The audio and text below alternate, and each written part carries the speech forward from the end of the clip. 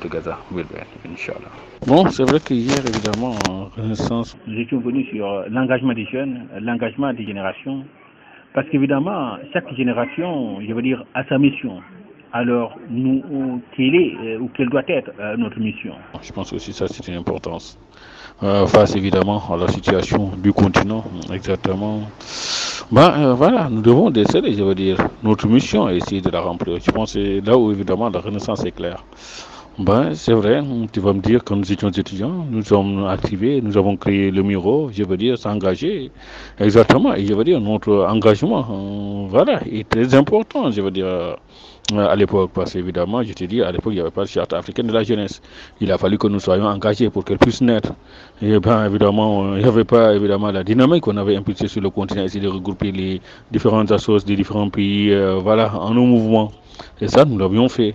Donc, c'est une manière de dire, évidemment, que voilà, notre responsabilité, ou je veux dire, notre mission, bien, je veux dire, bien que nous étions jeunes, mais nous l'avions commencé, je veux dire, exactement au stade étudiant.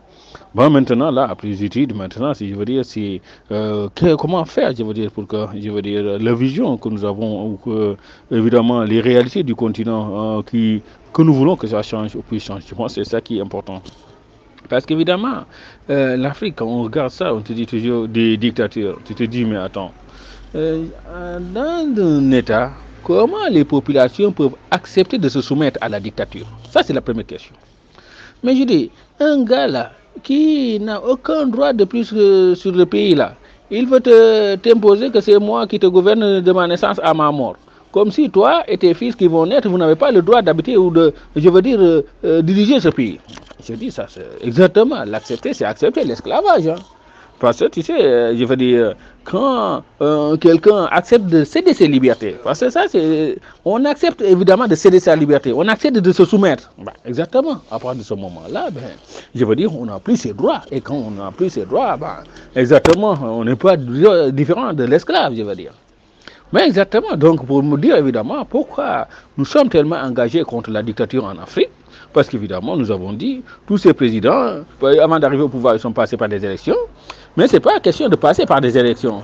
Mais tu sais, les dictatures, parfois, la dictature, c'est dans la mentalité ou dans le, je ne dirais pas le sang, mais tu vois, des États où qu'on hérite. Je te donne l'exemple du Togo, où quand il y a des mains, père est mort, les opposants sont là, les gens n'ont même pas essayé de réfléchir et dire, on va prendre Forêt Yazimbe, comme on dit. Tu vas me donner l'exemple du Gabon aussi. Quand Bongo père est mort, Omar Bongo, on va dire Bongo fils. Mais il y a d'autres pays où c'est comme ça, je veux dire.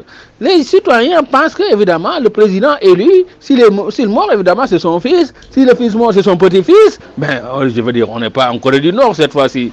Exactement. Mais pour dire, évidemment, en Afrique, nous devons jouer et renforcer, je veux dire, notre combat démocratique. Parce qu'évidemment, je te dis, la Renaissance africaine, c'est la vision, je veux dire, qu'elle prône. Qu'évidemment, les États se démocratisent. Qu'évidemment, nous arrivons à convaincre nos populations dans nos différents États. Et même les États où les dictateurs maintenant restent ou tentent tout pour s'imposer, nous sommes obligés d'intervenir. Je te dis, le Miro a fait beaucoup de pays du continent. Tu vas me dire, c'est des pays vraiment engagés pour l'intégration. Mais je te dis, si un dictateur pense qu'il n'est pas engagé pour l'intégration, parce que s'il est engagé pour l'intégration, il va partir. Mais je dis, d'ici 5 ans ou 10 ans, Inch'Allah, toutes ces dictatures qu'on voit à l'Afrique là, on va les balayer. Je pense que c'est la solution la plus claire. Et Inch'Allah, nous ferons ça.